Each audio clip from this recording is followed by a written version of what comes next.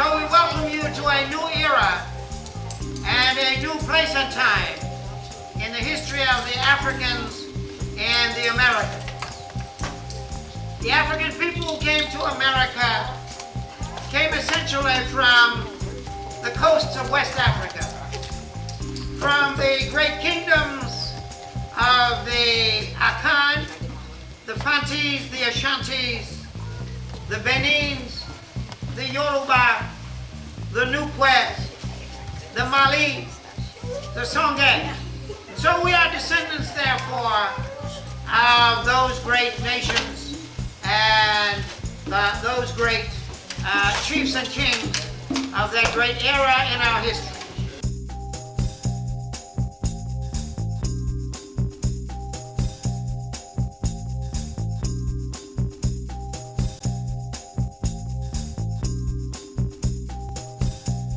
You know, Oseijeman, you'll never be able to bring African religion back here because there's too many gods in it. It's too complicated. It's too difficult. Our people will never understand it.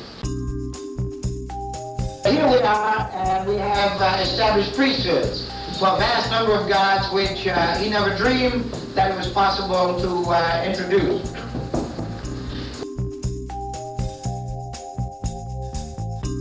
We accomplished what we set out to do. That was to build a Yoruba settlement. Since that time, we have concentrated on the construction and the development of temples and shrines for the gods of Africa. Remember, if we have a culture, we have guidelines. And certainly, in the traditional Yoruba culture, it was up to the kings to order that new temples and shrines be established. Priesthoods decided that they wished to enhance the prestige of their particular god or goddess, and thereby financed out of their own resources temples and shrines for their gods and goddesses. Somehow, we Africans have lost our way.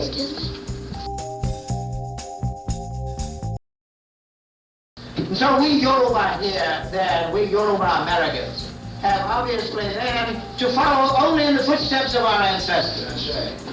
To use our resources, our money, our energies, our hands in order to develop.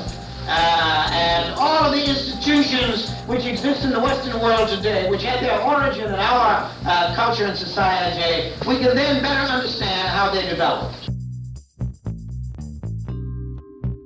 Who, like the men who came here to build Oyotunji, were building temples, building shrines.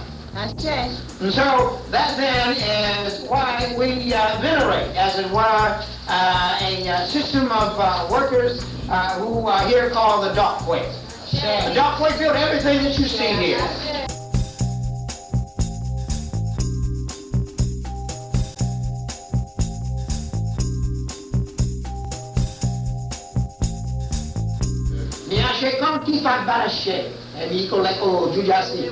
I am compelled by a spiritual force I can't resist to swear my eternal allegiance to the king and to the flag of the Yorubas, etc., etc., etc. The point is that we are compelled by a spiritual force which we cannot resist. That force, as we all know, of course, is our ancestors, the force of our gods. And so anything that we decide we want to do, if we want to transform Afro-American society, depend upon it, we can do it, we will do it, we have done it. Already, when in any city that you go, somebody is going to know about Orisha. But nevertheless, this represents the fact that we are indeed changing and altering permanently, not just for the lifetime of the leader, as in so many other societies and organizations, and not just for a few years, as long as the name of the organization can be remembered, but permanent, indelible, obvious changes. And that is what makes a great difference. Many people have made some changes, but too subtle to really last, too subtle to really pass on. Here the emphasis is on dramatic, bold, formulated change, major change in Afro-American society, and we Yorubas are accomplishing it. Unlike anyone who has done, we're changing names, changing clothes, changing architecture, changing marriage forms, changing diet, changing shoes, changing dress, cosmetics, everything. Being permanently, fundamentally changed. If we are to solve the problems which our people face, and all of us certainly know what they are, we argue them every day, and we come up with all kinds of suggestions and ideas. But the fact of the matter is that we will have to resettle and build our own towns. That both Islam and Christianity were imports. They could not rebuild African culture. The only religion that can build African culture is African religion. Huh? Yeah. And I think we've seen that. Christianity can't build African religion. It doesn't build African architecture. It does not spawn African art. Islam doesn't spawn any art except design. And we can't deny that it's beautiful. It's wonderful. These are all gorgeous, glorious religions, fine things, but not for us. They're not ours. They won't preserve our heritage, our civilization, nor build it. They won't advance it one jot. And that is a fact. That's a fact. And point of fact, they can only retard it, and they have.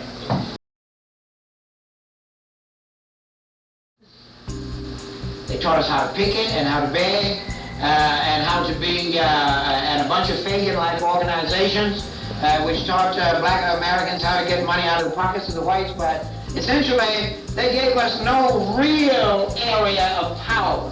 They did not bequeath an area of power to us. Some say, well, they did leave us a ballot. But we put Jimmy Carter in there, huh?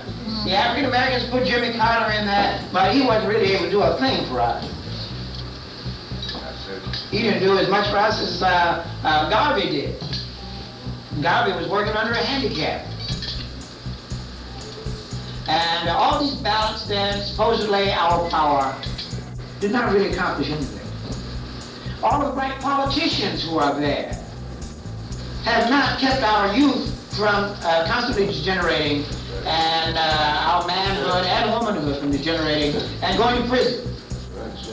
Large numbers every day, a vast horde, a vast legion of African American males and females, boys and girls, march to the prisons. So much so that they are building larger and larger prisons. They're trying to devise new ways in which they can make them so that they can be expanded. Have enormous areas of territory. Build a prison in the front of it so that you can always keep adding new wings to it until it covers maybe 30, 40, 50, 60 acres of prison. Because they realize the black Americans, the Afro-Americans, as we prefer, are hardly likely to improve their mentality or their direction.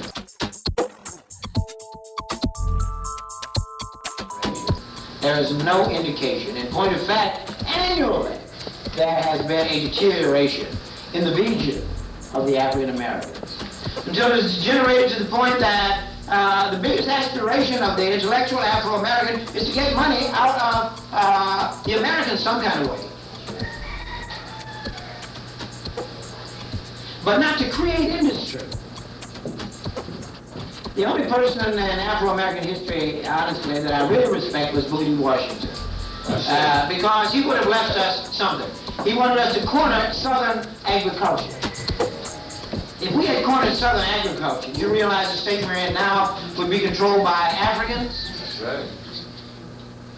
That in all of the things that go to make for agriculture and foodstuffs, all the packaging and all of that would be ours.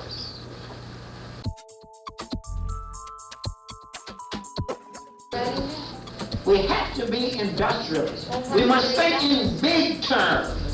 The gods are cosmic.